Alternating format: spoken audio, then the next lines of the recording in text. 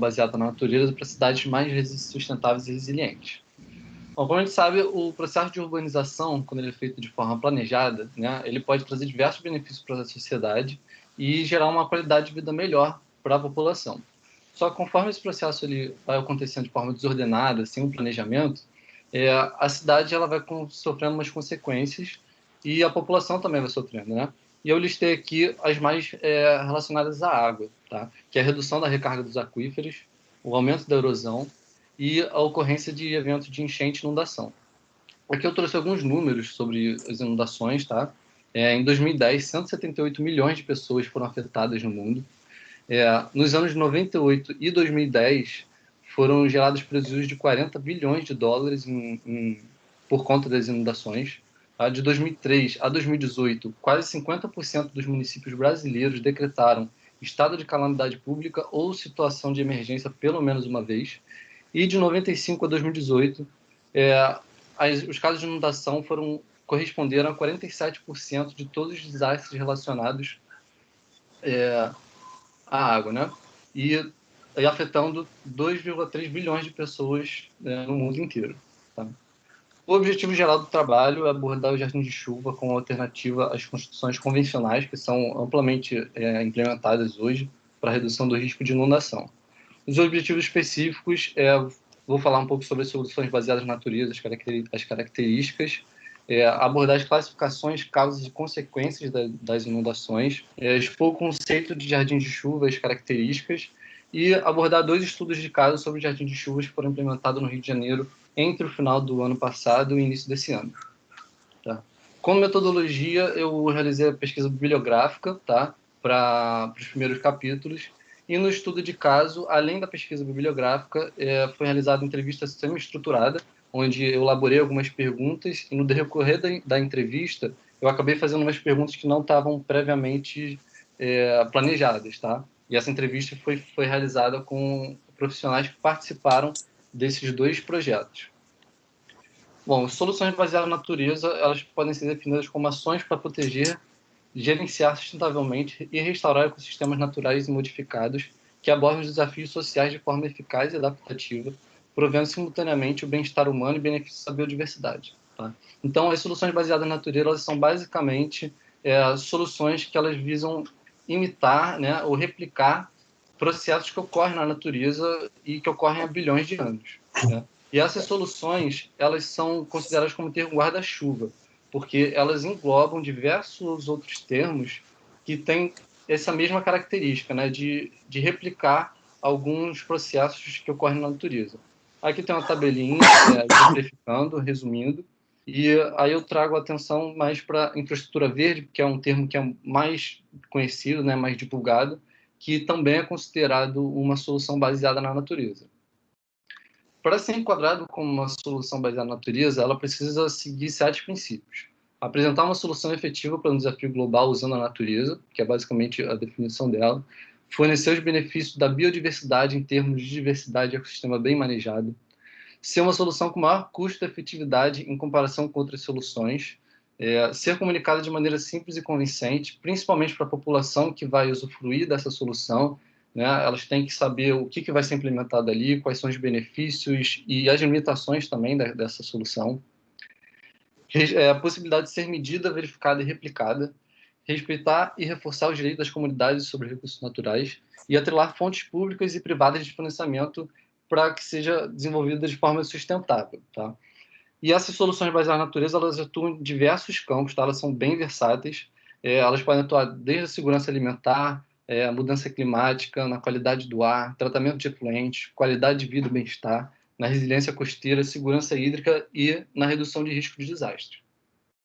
Eu trouxe aqui alguns exemplos de soluções baseadas na natureza e já começo com telhados verdes, porque com certeza todo mundo, pelo menos da área, já ouviu falar, né? Mas temos também a lagoa de retenção, as trincheiras de infiltração, as zonas úmidas, florestas urbanas, jardins suspensos e diversos outros, tá?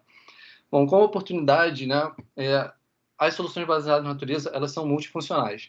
Então, além daqueles campos de atuação, ela traz diversos outros benefícios ao mesmo tempo. Então, ela não se a gente, por exemplo, pegar uma solução para atuar na redução de risco de desastre, ela não vai atuar somente naquele campo, né? Ela pode também estimular a mobilidade urbana, vai gerar espaço para recreação, geração de empregos verdes, produção de comida orgânica local, economia de energia elétrica, controle de vetores e diversos outros. Os desafios relacionados a essas soluções, principalmente no Brasil, é a carência de estudos, tá? É um termo que vem sendo abordado a partir ali dos anos 2000, mais ou menos, para cá, então é relativamente recente. A falta de conhecimento da população sobre alternativas mais sustentáveis, justamente por conta dessa carência de estudos, da divulgação desses estudos. A gente teve um novo marco legal de saneamento agora, né, recentemente, que era uma oportunidade incrível para ser abordado, mas eles nem são abordados em momento nenhum no novo marco legal. E o financiamento de projetos que também ocorre por conta dessa falta de divulgação, dessa falta de estudos, dessas soluções. Tá? Bom, sobre as inundações urbanas, elas podem ser classificadas, dentre outras, né, mas ocorrem mais as enchentes, que são a extrapolação do leito menor do rio, o alagamento, que é o acúmulo de água dentro da cidade, né, que normalmente ocorrem pela ineficiência do sistema de drenagem urbano, e as inundações, que elas podem ser fluviais, né, podem ser as enxurradas ou as inundações costeiras. Tá? As enxurradas, normalmente, elas são ocorridas elas são causadas por precipitação, uma precipitação muito intensa num período muito curto, então elas têm um poder destrutivo muito grande. As fluviais, elas são justamente o transbordamento da água para fora dos limites normais do rio, e a costeira, basicamente, a invasão da água do mar para dentro da cidade, tá?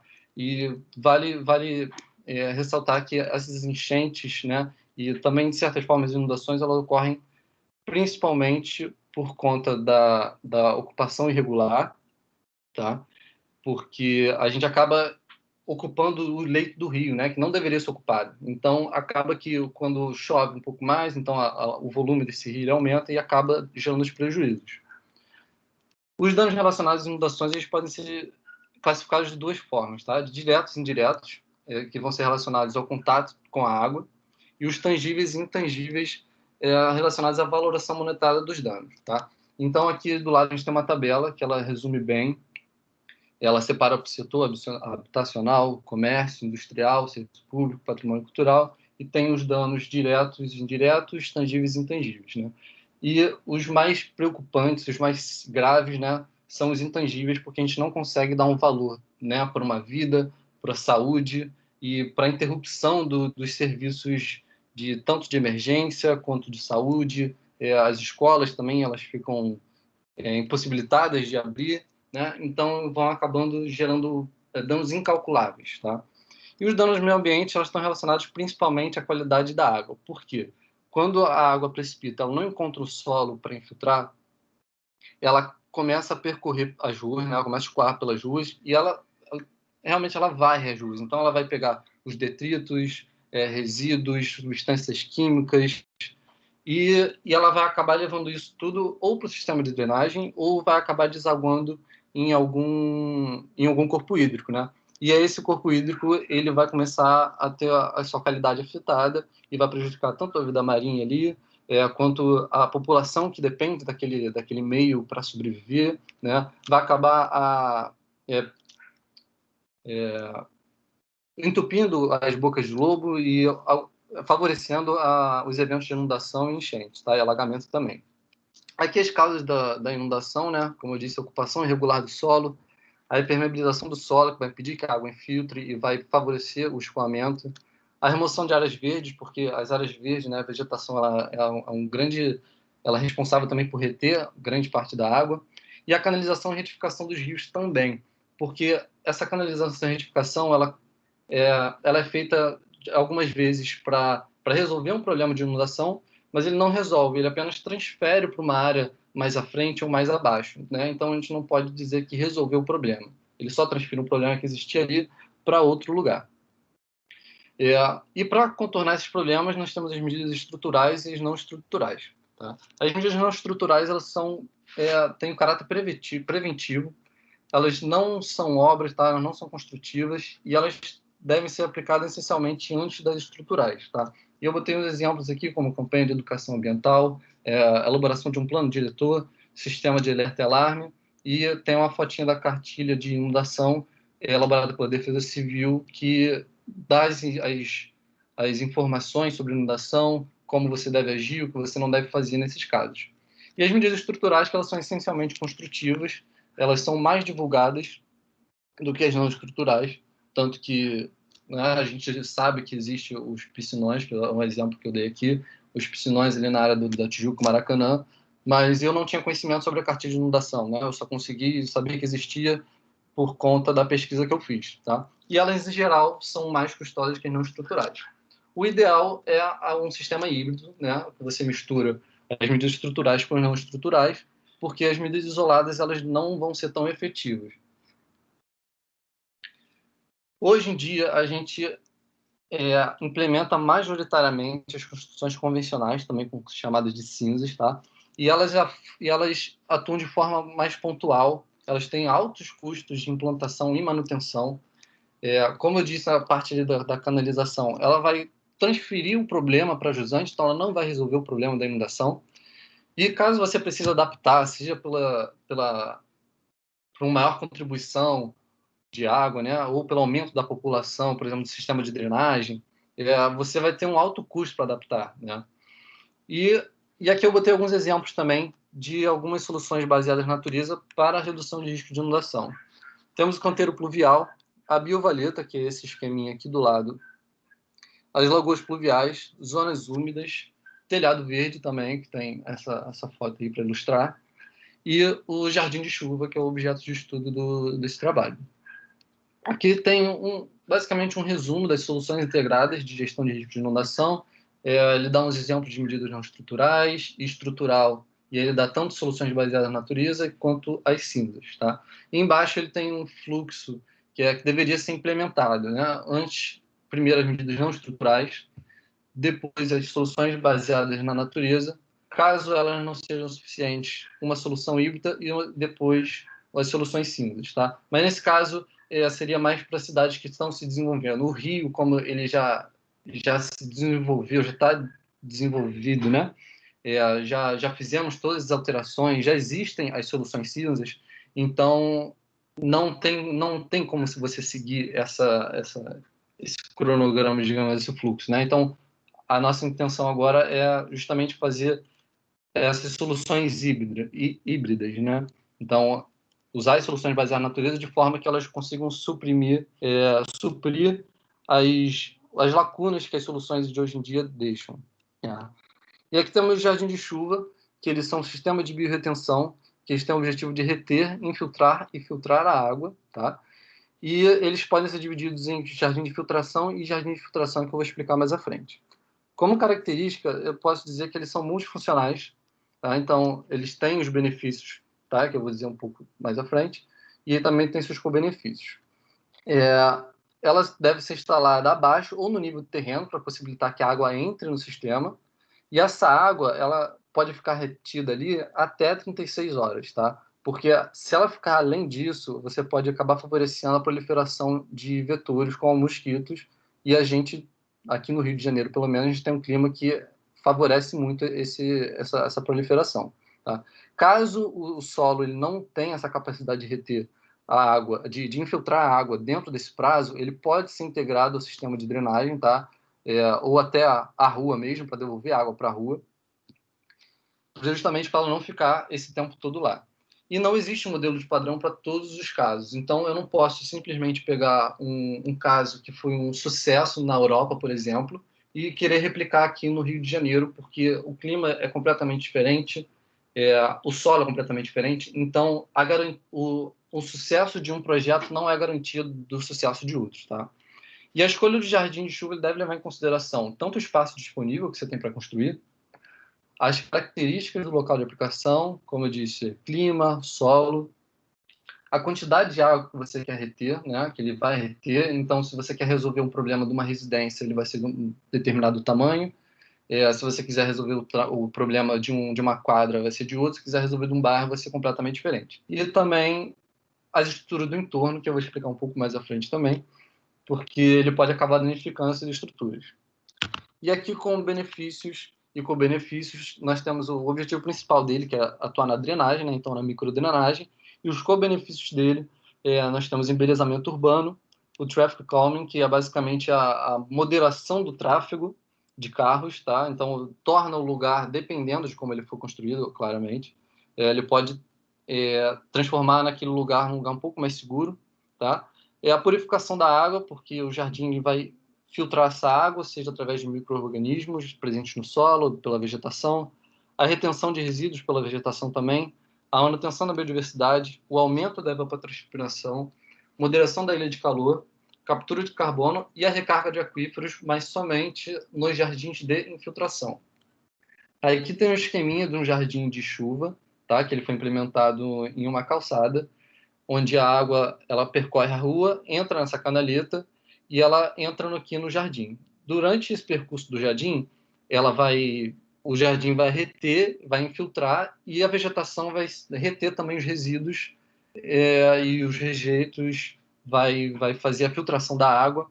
E caso esse volume seja maior do que o jardim ele consegue infiltrar, essa água ele vai passar por todo o jardim e vai voltar novamente para a rua ou para o sistema de drenagem. A diferença é que ela vai estar mais limpa do que ela entrou. Então, ela não vai causar o entupimento da boca de lobo, não vai levar os resíduos que ela já tinha carregado para os corpos hídricos. Então, mesmo que ela não dê conta de toda a água, ela já vai ter contribuído bastante para essa questão da qualidade dos recursos hídricos, tá? E aqui é um corte transversal do jardim que eu quis botar para exemplificar aqui. A gente consegue ver a retenção da água, né, que ela fica retida, e essas setinhas azuis simbolizando a infiltração da água no solo, tá? Então, ela vai acabar recarregando os aquíferos também. Lucas, você precisa acelerar, tá? Você tem que estar uns 3 minutos e precisa apresentar o estudo de caso. Tá. Aqui temos um jardim de filtração que ele vai permitir a infiltração e a recarga dos aquíferos e pode ou não te desadreno. O jardim de filtração ele possui sua base impermeabilizada e vai direcionar água para o sistema de drenagem e é recomendado nos casos de solo contaminado ou perto de área contaminada, de potencial de contaminação, com pós de gasolina, próximo à estrutura do prédio para não danificar, lençol freático muito próximo à superfície ou em costas íngremes.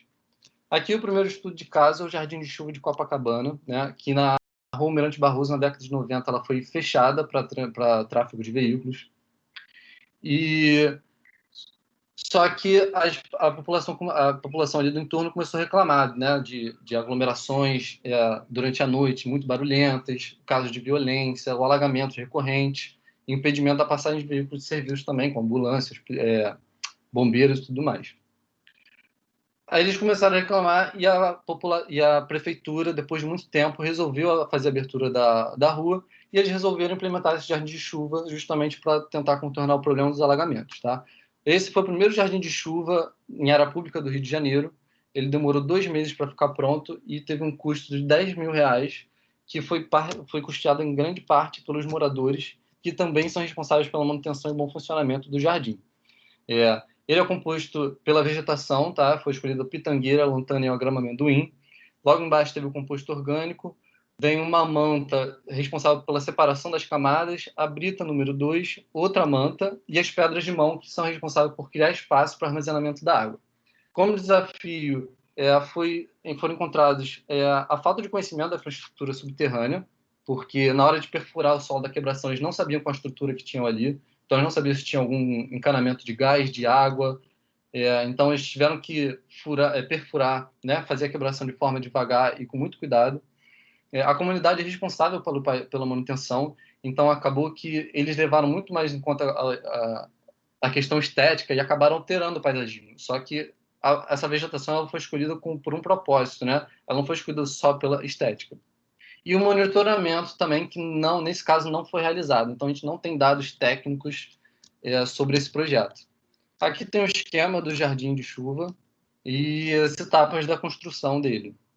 Aqui na esquerda a gente tem o jardim de chuva finalizado, que a gente pode ver que tem as mudas das árvores.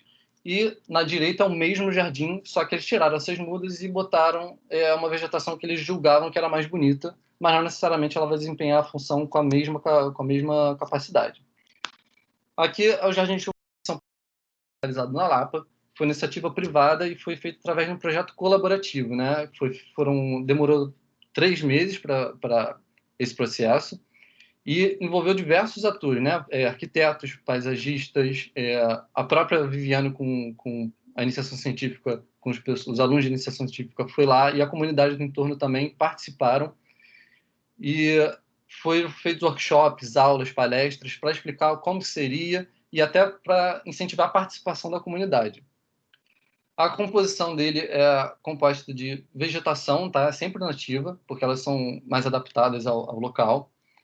Comestíveis, medicinais e de floração abundante, justamente para atrair a maior biodiversidade. Aí tem o composto orgânico para manter a vegetação saudável, areia e terra. Aí o sombrite novamente para fazer essa separação, brita, sombrite e as rochas para armazenamento de água.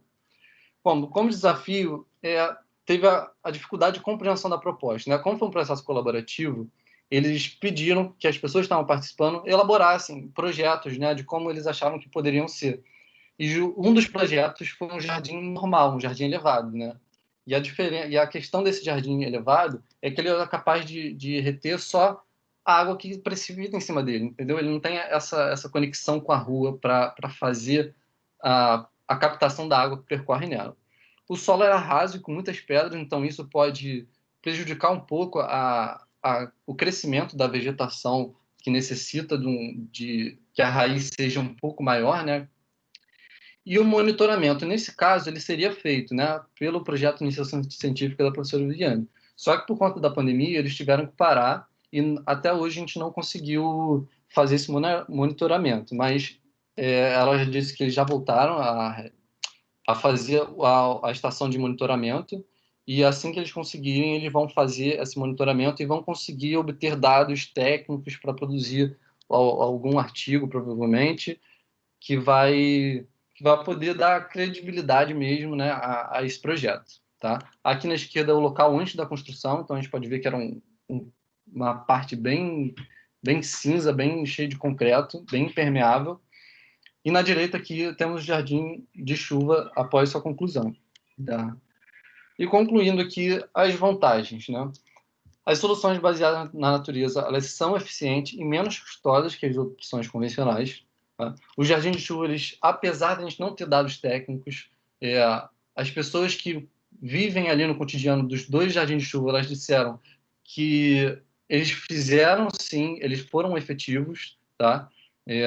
Não ocorre mais aquele alagamento do jeito que ocorria.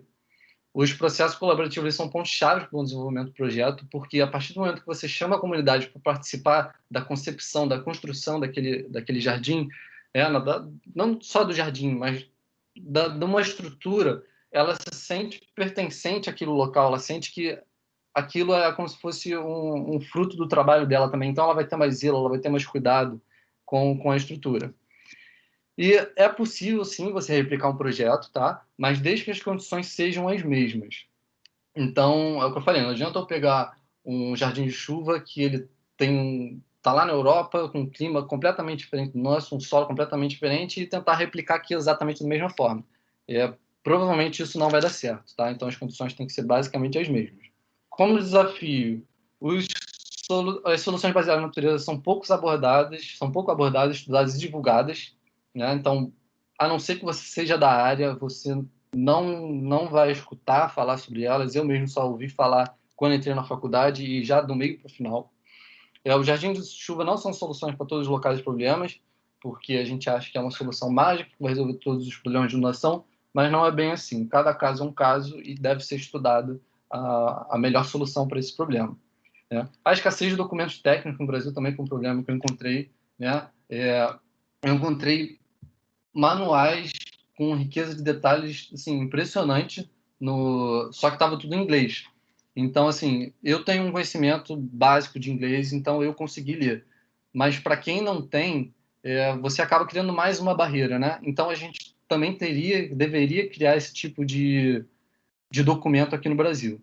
E o monitoramento deve ser aprimorado e implementado em mais projetos, justamente para a gente conseguir cada vez mais implementar esse tipo de projeto com uma base científica.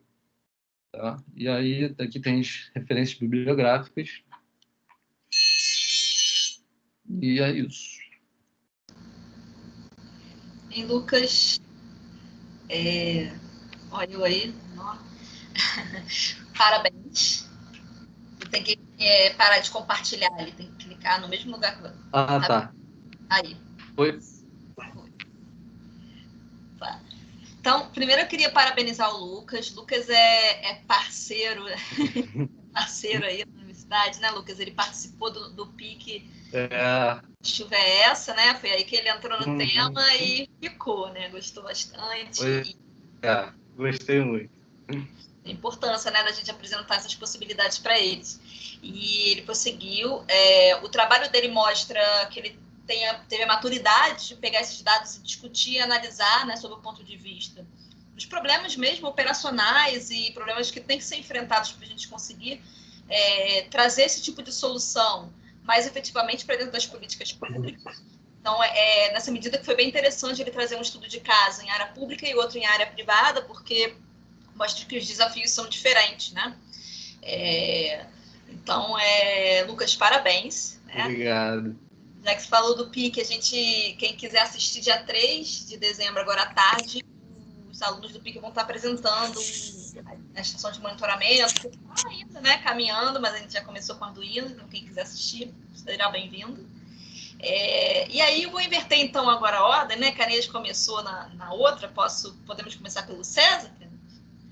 Eu acho também, Lucas, que tanto o professor César quanto o professor Canejo vão ter muito a contribuir aqui pela visão que eles têm da gestão urbana, do saneamento, das águas. Então, com certeza. A boca está ótima para poder fazer as considerações que forem necessárias aqui. César, por favor. Obrigado, Liliane. Excelente trabalho, Lucas. Gostei muito. Tá? Gostei muito do seu trabalho. Você foi firme, você teve, como a Viviane falou, você teve domínio sobre o tema e, principalmente, mostrou entusiasmo. Né? Mostrou entusiasmo com o assunto e isso é fundamental, mais do que domínio até, talvez. Né? Porque com entusiasmo você vai acabar dominando, né? Porque você vai mergulhar a fundo. Né? Gostei muito também de como você começou, né? Partindo de um conceito até mesmo filosófico de soluções com base na natureza. Isso é bem legal, é bastante importante. Eu trabalho com esse conceito na disciplina de avaliação de problemas ambientais e desenvolvimento sustentável. Não sei se você conhece o autor, o Fritjof Capra, ele é bem antigo. Não vou falar, não. Eu recomendo você, estou até com um livro dele aqui, esse é um deles, O Ponto de Mutação, um livro antigo. Mas anota aí para você ler nas férias. Tem vários livros dele, né? E ele, até onde eu sei, foi um dos primeiros a bater, a levantar essa questão de soluções baseadas na natureza. Não é? A ideia de que a gente não precisa, para atingir o desenvolvimento sustentável, a gente não precisa inventar nada do zero, entendeu? Criar sistemas do zero, não. Né? Não, porque a natureza já faz isso. Né? A natureza, tudo que a gente olha, né, foi criado num processo dinâmico, né, de milhões de anos, onde a natureza apresentou a sustentabilidade, né? Criou matéria orgânica, criou vida, da vida criou vida inteligente e consciência. Nossa, né? Mais processo produtivo sustentável do que isso? Pois é. Tá certo? Não é? Então, a ideia é nos adequarmos a ela, nos espelharmos a ela, aprendermos com ela a natureza e seus processos, porque eles são sustentáveis, são ciclos fechados, né? Qualquer ciclo biogeoquímico a gente vê isso claramente, enquanto que os nossos ciclos ainda estão bastante abertos. Então, bacana essa tua premissa, né, de sustentabilidade, de soluções baseadas na natureza, que é aplicável em todas as áreas, obviamente, e aí daí você convergiu, então, para a questão urbana, para a questão hídrica, para a questão de aproveitamento de água de chuva, para a questão, finalmente, dos jardins. É muito bacana, parabéns. Você chegou a fazer o tópico especial em bioarquitetura com a gente? Ou... Cheguei sim. Ah, legal, porque a gente aborda um pouco essa questão. Uhum. Eu não recebi teu trabalho, Lucas. Provavelmente não deu tempo, aquela coisa desse período que foi tudo meio em cima do laço, né? Eu acho que eu cheguei a mandar. Mas qualquer coisa eu mando de novo, não tem problema não. Então bobeei, tanto e-mail também que chega. Pois é, Pode imagino. acontecer. Você, por favor, me manda o seu Tá. trabalho, inclusive os teus slides. Tá, Essa mando sim. apresentação também, porque eu vou pegar alguns desses slides que estão excelentes para inserir na disciplina de tópicos especiais de bioarquitetura, né, construções sustentáveis, que vai abrir período que vem. Eu estou oferecendo período que vem, né? Vamos ver se abre. Não, mando sim, pode deixar. Convido aí para participar. Pô, né? obrigado, professor. Convidado também para apresentar aí esse teu trabalho, que ficou bem legal, a tua experiência e os 2 estudos de caso. Tá bom? Tá ótimo. Muito obrigado, professor, pelas palavras.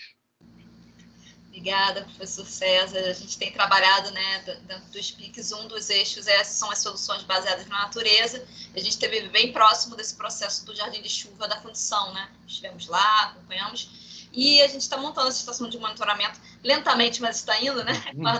Com sensores de baixo custo, que o objetivo é a gente monitorar lá o jardim, emissões, a questão da drenagem, a umidade do solo, para tentar gerar dados quantitativos, né? Porque um dos problemas é justamente esse. A gente fala que é interessante, mas o poder público quer, né? Exatamente. Quanto isso vale a pena? Não só, privado também. Então, no Brasil, como o Lucas falou, temos muito pouca coisa, principalmente em termos de número e de instruções técnicas muito detalhadas. Ele teve ali um trabalho extenso de ler materiais em inglês que eu encaminhei para ele. E a gente buscou trazer isso para o TCC dele também. Botei ele para traduz essa tabela, porque essas coisas também são contribuições do trabalho dele, né? Disponibilizar esse material em português. Apesar da dificuldade, Lucas, isso tem um lado muito bom, né? Vocês estão sendo percursores.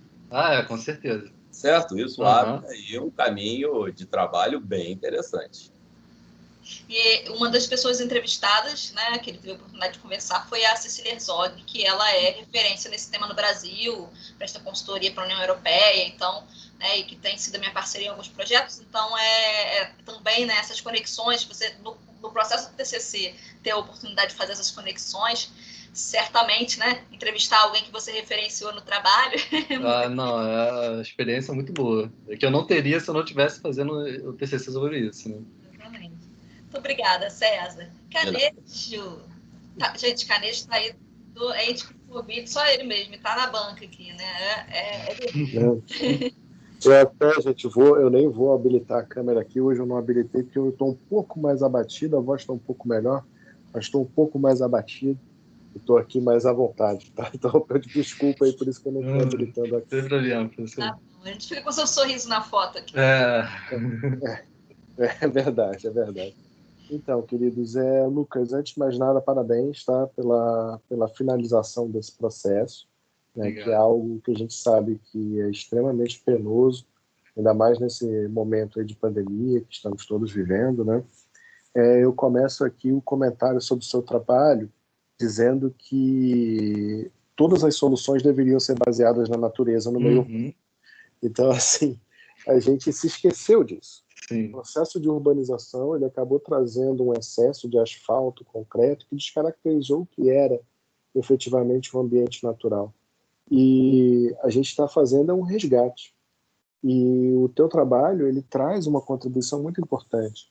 Eu mesmo, atuando na área, também fui ouvir o termo soluções baseadas na natureza há pouquíssimo tempo. Então, é algo que a gente é tão óbvio que a gente jamais deveria ter afastado o olhar disso, né? E é tão simples, né, em termos estruturais, a gente executar, né, as ações de maneira a privilegiar os aspectos dos ciclos ambientais, só que a gente acabou, né, negligenciando isso durante muito tempo, né? E eu acho que o teu trabalho ele tem essa relevância muito grande aqui, né, dentre os trabalhos que eu já tive a honra de estar participando de banca, se não me engano, esse é o primeiro que aborda dessa maneira, tão claro, as soluções baseadas na natureza, o que para mim é motivo de muito orgulho. Que bom, obrigado.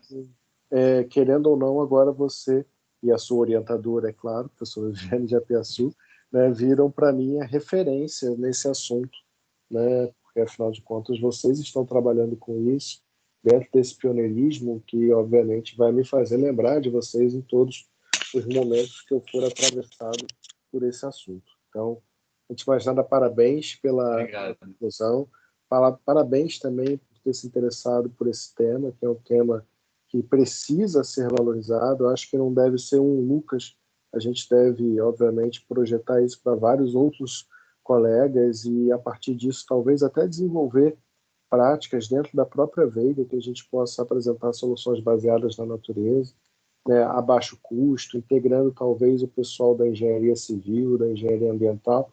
Tem tanto potencial para isso, e é algo que a gente precisa realmente remostrar, né, reapresentar para a sociedade como um todo, que infelizmente a gente acabou esquecendo. O teu trabalho foi muito fluido, toda a apresentação foi muito fluida, você não gaguejou em momento nenhum, que mostra total conhecimento sobre o tema. Eu senti falta em algum momento, porque eu vi algumas imagens, alguns cortes que você trouxe na apresentação e você não colocou na sua parte. Sim. Uhum. Eu senti um pouco de falta disso, até porque as imagens ficaram excelentes, né? E eu acho que elas são... eu que sou engenheiro, bato o olho naquilo, já consigo imaginar toda a metodologia construtiva, como é que foi feito, etc. E tal. No teu trabalho ficou, obviamente, na apresentação ficou ótimo, ficou muito legal, mas lá na parte escrita eu senti um pouquinho de falta dessas informações, tá? Um outro ponto é que eu, obviamente, né, ao longo dessa semana que eu tive, que foi terrível, né, mas estou aqui tentando fazer algumas contribuições, eu dei uma lida rápida no teu trabalho, mas eu senti falta aqui na tua apresentação e também um pouquinho, né, no teu trabalho, de um resultado, mesmo que fosse um resultado analítico, das entrevistas que você fez, porque é algo que você menciona, né, como um objetivo do trabalho, vai mencionando, né, desde o seu resumo, na sua introdução, a relevância, e eu senti falta de ver um pouquinho melhor o resultado dessas entrevistas de questionário semi-estruturado que você fez. Tá. Eu acho que seria legal. Tudo bem que é aquilo também, né? Para uma aula, para um trabalho de conclusão de curso de graduação, tá tudo bem, tá tranquilo, tá perfeito. Agora, se for evoluir, né, depois para uma pesquisa mais detalhada, um nível de mestrado, né, obviamente obviamente ampliando um pouco, né, o espectro de pessoas que você vai consultar, valeria a pena você submeter ao comitê de ética, pelas questões óbvias aí, que a partir da necessidade de entrevista de supostos vulneráveis, né? O leigo acaba sendo considerado como vulnerável, né? Mas eu acho que, de certa forma, né, valeria a pena trazer um pouquinho mais dessas informações que você gerou, porque no fim eu acabei sentindo um pouquinho de falta. E eu não sei se eu perdi o fio da meada quando fazia a leitura do teu trabalho, ou se realmente isso acabou não figurando com maior, né, destaque. Mas foram só esses 2 pontos mesmo. De maneira geral, você está de parabéns, tá? E fico muito feliz de ver a conclusão do teu trabalho. Você foi meu aluno em várias disciplinas, né? Eu me lembro de você, sempre um aluno muito dedicado, muito educado, muito cordial, sabe? Um aluno nota 10. Parabéns, tá? Muito obrigado, professor. Obrigada, Canejo. Viviane? Oi? Me permite só complementar um pouquinho aí a fala do Canejo, rapidamente. Eu penso assim, a gente, na verdade, a gente não se afastou da natureza. Na verdade, eu penso que o homem pré-industrial ele trazia um temor muito grande em relação às intempéries, às forças da natureza, por isso até um endeusamento dessas forças. E após a Revolução Científica, com a emergência do racionalismo, no iluminismo, da racionalidade, né? E depois com a Revolução Industrial, a gente criou um paradigma baseado em dominação do meio, né? O homem dotado do seu conhecimento, achávamos nós, agora iria urbanizar, iria dominar, colonizar o meio. talvez um quê até de vingança, um psicólogo poderia dizer. E vimos que a gente fez muita besteira, né? E ao nos afastarmos, ou não levarmos em consideração a natureza, a gente acabou provocando, sobretudo nos ambientes urbanos, sérios problemas, como os são abordados aí no nosso curso, cujo foco é até mais a questão urbana, né? E esse novo paradigma emergente agora é um paradigma do meio, né? Não é temorizar a natureza, porque já, de certa forma, dominamos bastantes processos, pelo menos em escala pequena, mas também deixar a arrogância, né, da ideia de dominação em relação à natureza. Então, um novo paradigma está emergindo, e isso é importante a gente ter em consideração, no sentido de nos adequarmos e até mesmo reverenciarmos a natureza como um processo a ser inserido nos nossos processos produtivos, seja agrícola, seja econômico, seja urbano, criação de cidades, etc. Legal? Fica aí a dica. Perfeito. Obrigada, César. São reflexões importantes, né? E eles que estão agora encerrando esse momento de graduação, né? A gente agora vai para um momento de uma reflexão que é mais densa, que é realmente pensar mais profundamente sobre as coisas. Eu acho que no trabalho ele trouxe assim, essa discussão, né? Também pelo ponto de vista social, mas essas leituras do Capra, eu acho que é para um momento agora que ele termina, ele vai avançar para refletir um pouco mais profundamente sobre isso, e acho que foi uma sugestão excelente, César, para ele. Isso, bacana. Vai te dar um embasamento bem legal, eu acho. Vai, assim, dar aquele boom, caramba. Tá. Que a gente, às vezes, na graduação, mergulhado naquela coisa de prova, disciplina, não dá tempo, não né? Dá. E aí, quando a gente vai para uma pós-graduação que tem propostas diferentes, a gente consegue avançar mais. Ou quando lê, né? Assim, nas férias, num momento de lazer e compreensão. Acho que vai ser muito legal. Eu vi que ele anotou a dica, com certeza vai gostar. Se precisar, Lucas, pode me mandar um e-mail, um zap, que eu te passo aqui algumas sugestões. Vou, com certeza, pode deixar.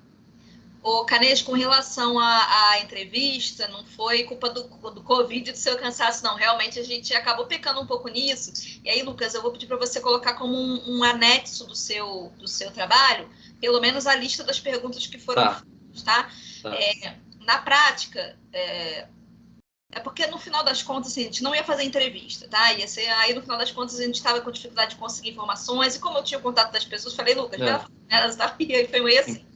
Mas nos trabalhos acadêmicos, quando envolve pessoas, até mesmo para entrevista, muitas vezes demanda que a gente dê uma entrada no comitê de ética, tem uma burocracia associada a isso. E o interessante seria ter trazido a transcrição dessas entrevistas como anexo, tá? Não sei se você gravou essas entrevistas? Não, porque normalmente foi por ligação, então eu não conseguia ligar e gravar mesmo. Página virada, até tem aplicativo para isso. Mas tudo bem. Mas bota pelo menos a lista das perguntas que foram estruturadas, né? Que como foi semi-estruturada, pelo menos essas que você já tinha previsto, para fazer essa conexão e deixar um pouco mais claro que tipo de coisas você buscou com elas. Tá bom? Pode deixar. Bem lembrado, professor Canejo. Obrigada pelo toque. Bom, então eu queria parabenizar de novo, Lucas, dizer que eu estou muito orgulhosa, assim, Obrigado. Assim, sabe que tem um carinho muito especial por você, acompanho essa sua jornada muito de perto e tenho muito orgulho de ver você concluindo essa etapa com louvor, né? Já dentro do INEA fazendo um trabalho importante também, então representando a gente lá. Então, parabéns de verdade, tá? Obrigado, eu agradeço muito mesmo. E agora a gente vai deliberar, né? Deixa eu... Um minutinho. Tá. Lucas, não esquece de publicar a tua versão final no Canvas, por favor. Tá, pode deixar, vou sim.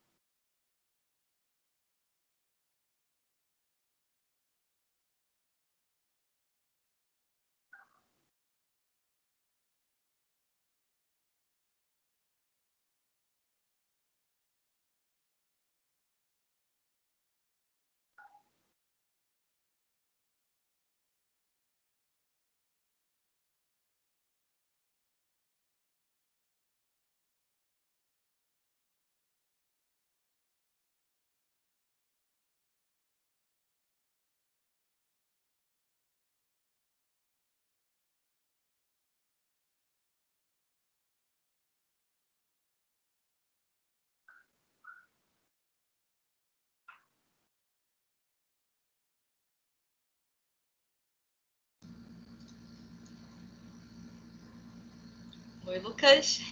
Oi. Bom, a banca deliberou pela sua aprovação, obviamente, né? Isso você já sabia. Você está aprovado. Sua nota é 9,5. E a gente está muito feliz com o seu trabalho. Pode passar para o César ali as apresentações. César tem bastante material sobre isso. Se você quiser esse caminho também, a gente, né, fez um levantamento extenso. Parabéns. Obrigado.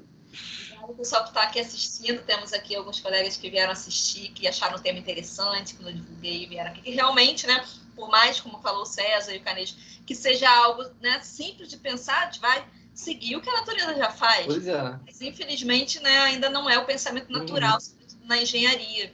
Eu estou trabalhando num projeto poder público, né, onde a gente tem uma equipe aí multidisciplinar e tem alguns engenheiros que têm uma resistência muito grande a esse tema, viu, César? Ainda tem. Imagino. Então, assim, a gente tem que o tempo todo ficar convencendo e mostrando dado e mostrando e tal. Enfim, vamos seguindo, né? Dobrar eles, Viviane, vai comendo pelas bordas. Vou dobrando pelas bordas, né? Você sabe que eu também não aceito não como resposta, então o negócio vai indo. Mas é isso, a gente ainda está nesse momento, né? E é por isso que é tão importante os profissionais que a gente está colocando no mercado terem clareza da eficiência e da importância desse tipo de solução, para levar isso não como uma brincadeirinha de educação ambiental, né? Não estou de maneira nenhuma desmerecendo a educação ambiental, trabalho com isso, né? Quero dizer que às vezes eles enxergam isso como se fosse uma ação, né? De uma arvorezinha, e não é, né? A gente tem que o tempo todo mostrar que, na verdade, não, é a solução mais inteligente que existe e que a gente tem que colocar isso não como uma ação isolada, tem que fazer parte do desenho, né, dos projetos e das políticas públicas. A gente já está atrasadíssimo nisso. Nossa, lá Nova York está com milhares, está com um programa aí de ter milhares de jardins de chuva. Belo Horizonte está com vários, São Paulo, o Rio está ainda começando. Então, assim, não é mais assunto para tentar entender se funciona, é ver como vai executar. Né? Exatamente. Tá, gente, eu gostaria de agradecer, dou para encerrar da banca. Um bom final de semana para todos, bom descanso, obrigada pela presença. Parabéns, Lucas. Obrigado, quero agradecer muito o tempo de vocês, principalmente o Canejo, que mesmo doente está aqui avaliando, e agradecer por esses anos aí, acho que foram 7, entrei em 2013, né? E eu sei que todo mundo sabe, né, que ser professor aqui no Brasil não é uma tarefa fácil, e vocês estão de parabéns, só tenho a agradecer a todos vocês. Obrigado mesmo. Valeu, gente. Valeu, Lucas. Obrigado por tudo aí. Grande abraço, parabéns pelo trabalho. Valeu, obrigado, gente.